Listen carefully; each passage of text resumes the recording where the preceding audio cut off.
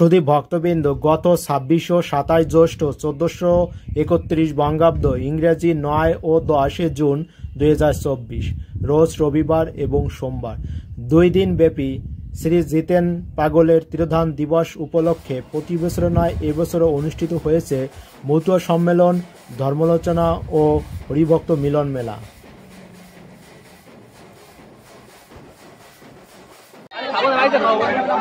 শ্রী জিতেন পাগল সেবাশ্রম অবস্থিত গোপালগঞ্জ জেলার মুকসুদপুর থানার সুনামধন্য দুর্বাসুর গ্রামে।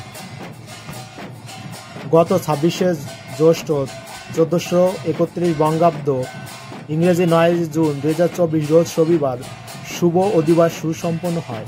শুভ অধিবাস সুসম্পন্ন করেন শ্রী জিতেন পাগলের শিষ্য শ্রী জ্ঞানানন্দ গোস্বামী ব্রহ্মচারী।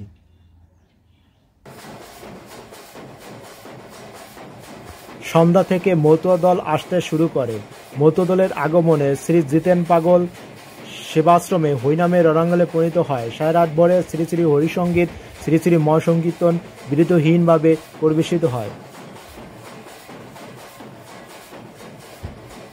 ২৭শে জ্যৈষ্ঠ ১৪৩১ বঙ্গাব্দ ১০ জুন ২০২৪ রোজ সোমবার সকাল থেকে দুপুর পর্যন্ত চলে ঠাকুরের সঙ্গীত, ঠাকুরের জীবন, ঠাকুরের লীলা, আদর্শ আলোচনা। দুপুর থেকে মতুয়া দল আসতে শুরু করে। মতুয়া দলের আগমনে হরিনামের রণাঙ্গনে পরিণত হয়। চারিদিকে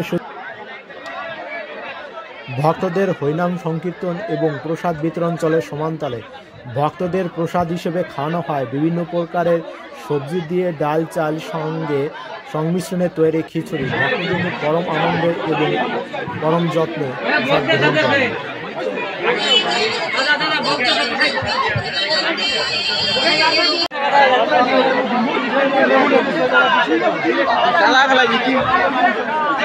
এই